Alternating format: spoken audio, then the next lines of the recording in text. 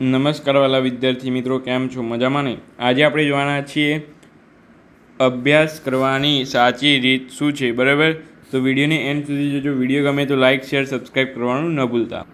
તો આમાં આપણે આજે વાત કરવાની સાચી યોજના બનાવો, બરાબર? સમયનો સાચો ઉપયોગ કરો, સમજૂતી સાથે અભ્યાસ કરો અને રિવિઝન અને પ્રેક્ટિસ કરો, બરાબર? આના વિશે આપણે આજે વાત કરવાના છીએ. સ્માર્ટ સ્ટડી કરો અને ટોપર બનીને બતાવો, બરાબર? તો આના વિશે આપણે આજે વાત કરવાના છીએ.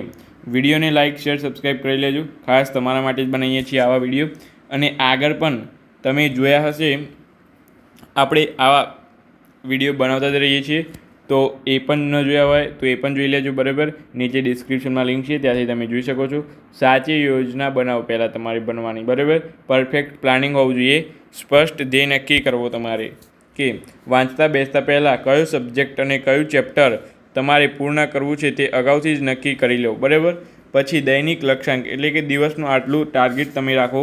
આખા સેમેસ્ટર કે મોટા સિલેબસ હોય તો તેને થોડા ભાગમાં ડિવાઇઝ કરી લો અને રોજ નાના લક્ષ્યોમાં પૂરું કરો, બરાબર? જેથી કરીને તમારે એક દિવસ બહાર લેવાનું નહીં આવે. નાના લક્ષ્યોમાં તમે ડિવાઇઝ કરેલું હશે તો છેલ્લે તમારે ખાલી રિવિઝન કરવાનું રહેશે. સ્ટડી મટીરિયલની તૈયારી, બરાબર? સ્ટડી કરવા માટેની જે મટીરિયલ હોય ને એને પહેલાં તમારે કમ્પ્લીટ બનાવવું પડે. ચોપડા, નોટ્સ, ગાઈડ, પેન સાથે લઈને બેસો, જેથી વારંવાર ઊભા ન થવું જોઈએ. અને સ્ટડી મટીરિયલને પહેલાં તમે પરફેક્ટ બનાવો, બરાબર? સ્ટડી મટીરિયલ જો પરફેક્ટ હશે તો તમે સારા માર્ક્સ લાવી શકશો. સાચી યોજના વગરની મહેનત એ દિશા વગરની મુસાફરી સમાન છે. માટે હંમેશા પ્લાન સાથે શરૂઆત કરો, બરાબર? સ્માર્ટ સ્ટડી કરો અને ટોપર બનીને બતાવવાનું છે તમારે. ત્યાર પછી સમયનો સાચો ઉપયોગ કરો, બરાબર? ટાઈમ મેનેજમેન્ટ, સમયનો સાચો ઉપયોગ કરો. ત્યાર પછી તમારે અહીંયા છે પોમોદોરો ટેકનિક, બરાબર? એટલે શું? તો 25 મિનિટ તમારે આને બીજી રીતે કહીએ તો 25-5નો રૂલ પણ કહે છે, બરાબર? તમે અમુક વાર સાંભળ્યો છે 25-5 રૂલ.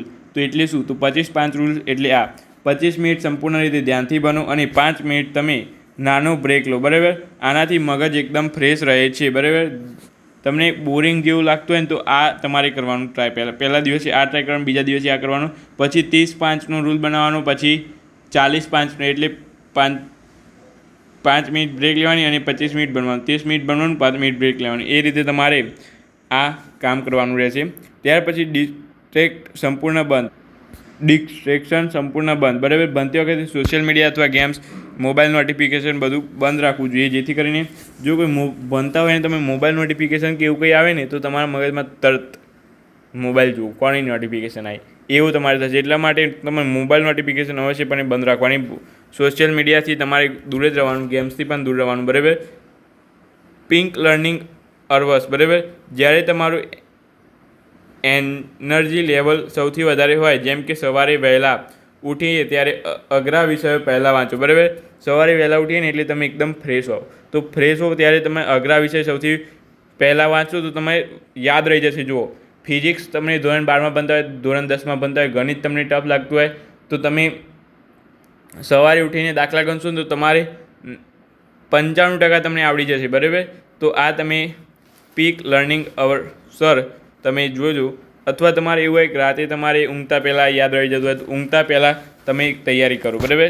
સમય વ્યવસ્થાપન, દરેક મિનિટ કિંમતી છે, બરાબર? સમયપત્ર મુજબ કામ કરો.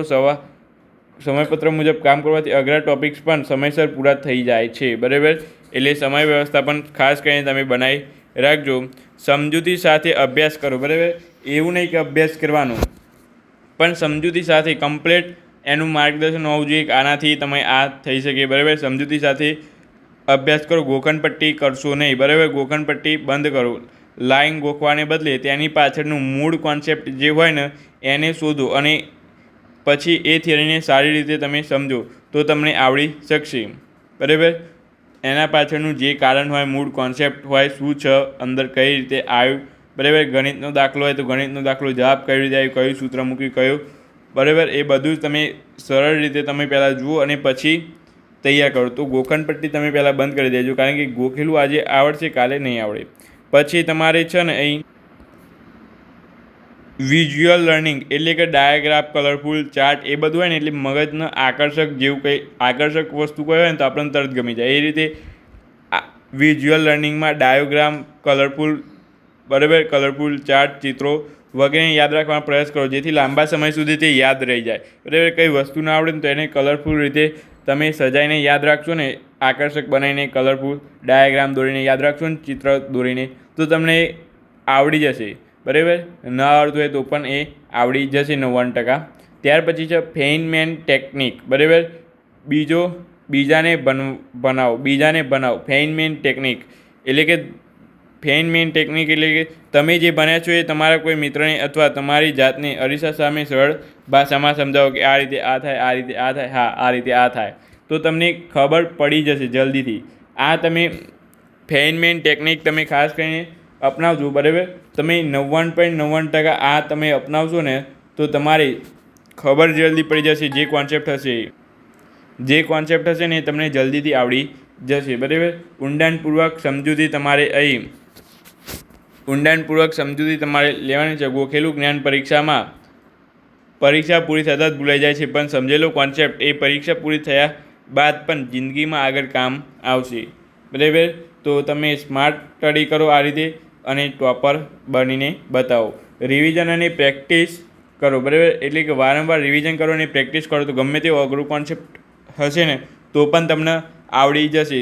એનો ખાલી એક જ ઉપાય છે, રિવિઝન અને પ્રેક્ટિસ કરશો ને તો પણ ગણિતનો કોઈ પણ દાખલો ભારે હશે ને તો પણ તમને એ ગણતા આવડી જશે. બરાબર તો રિવિઝન તમે કરતા રહો. રિવિઝન કરશો તો તમારે એ પાકું થશે અને પ્રેક્ટિસ કરતા રહો. બરાબર ગણિતનો દાખલો હોય તો ગણ કરીએ ને 5 થી 6 વાર ગણીએ ને તો 50% તો આવડી જ જાય. ના આવડે તો પણ 50% તો આવડી જ જાય. અને અમુક લોકો તો 1 થી 2 વાર ગણીએ ને તો પણ એમને આવડી જતું હોય છે, કારણ કે પ્રેક્ટિસ કરેલી હોય ને તો પ્રેક્ટિસ બહુ મહત્ત્વની વાત છે. Active recall. બરાબર એક્ટિવ રિકોલ એટલે નિયમિત રિવિઝન. એક્ટિવ રહેવાનું તમારે. બરાબર જીવનમાં કોઈપણ પ્રકરણ વાંચ્યા પછી 24 કલાકમાં 7 દિવસમાં અને 30 દિવસમાં તેનું શોર્ટ રિવિઝન અચૂકપણે કરો. બરાબર 24 કલાક એટલે કે 1 દિવસમાં, પછી 7 દિવસમાં, પછી 30 દિવસમાં તેનું રિવિઝન અચૂકપણે કરવું જોઈએ. બરાબર તો તમે આને યાદ રાખી શકશો. જે ન આવડતું હોય એ તમે ખાસ આ રીતે રિવિઝન કરશો તો એ પણ આવડી જશે. અને જૂના પેપર તમારે ખાસ કરીને સોલ્યુશન કરવા. બરાબર પરીક્ષા નજીક આવતી હોય તો જૂના પેપર ખાસ કરીને તેના સોલ્યુશન કરવા, જેથી કરીને સોલ્યુશન કરશો તમે તો તેનું તમારે કોન્સેપ્ટ જે હશે ને એ જલ્દીથી આવડી જશે. તો પેપર સોલ્યુશન જલ્દીથી કરવા અને એમાં પેપર સોલ્યુશન કરશો ને તો એમાં આઈએમપી પ્રશ્નો હશે ને તમે જલ્દીથી તૈયાર કરશો તો બોર્ડમાં એ જ પ્રશ્ન પૂછાય વારંવાર. બરાબર જૂના પેપર્સ તૈયાર કરશો તો તમારી 50% તૈયારી થઈ જશે. માટે જૂના પેપર તમારે તૈયાર કરવાના. ભૂલોમાંથી સુધારો. બરાબર મોક ટેસ્ટ એક પ્રેક્ટિસ ટેસ્ટ દરમિયાન જ્યાં ભૂલ પડે તેને તમે જુઓ અને એને ડાયરીમાં નોંધી લો. ફરી એ બીજી ભૂલ ન થાય. તમે નહીં નોંધો, એકવાર ટેસ્ટ આપી દો પછી તમને નોંધશો નહીં તો તમને ખબર નહીં પડે, પણ જે ભૂલ થઈ એને ડાયરીમાં નોંધવાનું રાખો તો તમે ફરી બીજી વાર એ ભૂલ ન કરો. બરાબર પ્રેક્ટિસ જ વિદ્યાર્થીને પરફેક્ટ બનાવે છે અને પરીક્ષા હોલનો ડર કાયમ માટે દૂર કરે છે. બરાબર પ્રેક્ટિસ તમે કરશો તો તમારે જીવનમાં આગળ પરફેક્ટ બનશો. બરાબર પ્રેક્ટિસ કરવાથી ગમે તે વસ્તુ થઈ શકે છે. બરાબર હાર્ડવર્ક વિરુદ્ધ સ્માર્ટ વર્ક કરો. બરાબર અહીં તમને એક કોઠો મસ્ત તમને ચાર્ટ અહીંયા બનાવીને આપેલો છે. બરાબર કારણ કે તમે આવું જોશો ને એટલે તમને પણ જોવાનું મન થશે અને થોડું સાંભળવાનું મન થશે. બરાબર બાબત વિશેષતા અહીંયા આપેલી છે. અભ્યાસ કરવાનો સમય, પછી વાંચવાની પદ્ધતિ તથા પરીક્ષાનું પરિણામ તથા યાદશક્તિ કાઢો. બરાબર તો હાર્ડવર્કમાં અને સ્માર્ટ વર્કમાં જુઓ 10 થી 12 કલાક હાર્ડવર્ક કરે છે થાક અને ટેન્શન સાથે, પરંતુ 5 થી 6 કલાક હાર્ડવર્ક નહીં પણ સ્માર્ટ વર્ક કરે છે સંપૂર્ણ ફોકસ સાથે અને એનર્જી સાથે. અહીંયા થાક અને ટેન્શન સાથે છે. બરાબર ટેન્શન ફ્રી તમે થાક ન લાગે એ રીતે તમે 5 થી 6 કલાક તૈયાર કરશો ને તો પણ તમે ટોપર વિદ્યાર્થી બની શકશો. બરાબર અને વાંચવાની પદ્ધતિમાં તમારે કહીએ તો માત્ર લાઈનો વાંચવી કે ગોખણપટ્ટી કરવી. બરાબર હાર્ડવર્ક તમે આ રીતે કરતા હશો. બરાબર 5 થી 6 કલાકમાં તમે કોન્સેપ્ટ સમજો. બરાબર 5 થી 6 કલાકમાં માત્ર કોન્સેપ્ટ સમજો, એની નોટ્સ બનાવી, ફ્લો ચાર્ટ આ બધું બનાવવું. બરાબર સ્માર્ટ વર્ક અહીંયા તમે જોઈ શકો છો તફાવત આપેલો છે હાર્ડવર્ક અને સ્માર્ટ વર્કનો. તો તમે કયો કોન્સેપ્ટ અપનાવશો એના વિશે તમને અહીંયા જોવાનું છે. પછી પરીક્ષાનું પરિણામ સરેરાશ માર્ક્સ એટલે કે 60, 70, 50 એવા સરેરાશ માર્ક. જ્યારે સ્માર્ટ વર્કમાં 80, 90, 85, 95, 100 એવા માર્ક્સ હોય છે. બરાબર. ઉત્કૃષ્ટ અને ધાર્યું પરિણામ તમે મેળવી શકો છો. યાદશક્તિ ગાળો તો પરીક્ષા પછી બધું જ ઝડપીથી ભૂલાઈ જાય છે, જ્યારે લાંબા સમય સુધી મગજમાં લોક થઈ જાય છે. બરાબર. સ્માર્ટ વર્ક કર્યું હોય એ વિદ્યાર્થીને તો આ તમારે ખાસ કરીને જોવાનું છે બંને.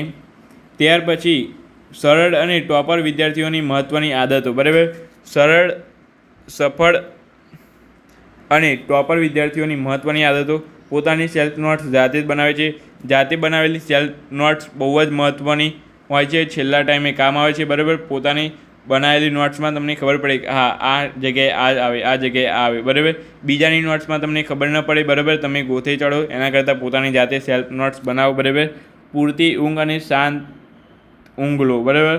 પૂરતી ઊંઘ અને શાંત ઊંઘ લો. 7 થી 8 કલાક તમે દિવસમાં ઊંઘશો તો પણ બહુ છે. બરાબર. પૌષ્ટિક આહાર તમે લો. બરાબર. દરેક વિડીયોમાં આપણે આ છેલ્લે આટલું જ તમારે લગભગ 99% હોય છે જ. બરાબર. પૌષ્ટિક આહાર લો, શાંત ઊંઘ લો. બરાબર. પોતાની સેલ્ફ સ્ટડી નોટ બનાવો. હંમેશા પોઝિટિવ અભિગમ વ્યક્ત કરો, પોઝિટિવ રહો. બરાબર. કોઈ પણ ડાઉટ કે શંકા હોય તો તરત તેને સોલ્વ કરી દો. બરાબર. એને પછી કરીને થતું નથી. એના કરતાં કોઈ પણ ડાઉટ અને શંકા હોય તો તરત સોલ્વ કરો. નાના લક્ષ્યોને પૂરા થતાં ખુદને રિવોર્ડ આપે છે. બરાબર. નાના લક્ષ્યો પૂરા થતાં ખુદને રિવોર્ડ આપે છે. આ રીતે તમે સ્માર્ટ બની શકો છો. બરાબર. તો બસ આજના વિડીયોમાં આટલું છે. વિડીયો ગમે હોય તો લાઇક, શેર, સબસ્ક્રાઈબ કરી લેજો. અને આગળ કયા ટૉપિક ઉપર વિડીયો બનાવું તે તમે નીચે જરૂરથી કોમેન્ટ કરજો, તો આપણે એ ટૉપિક ઉપર વિડીયો બનાવીશું. Thank you.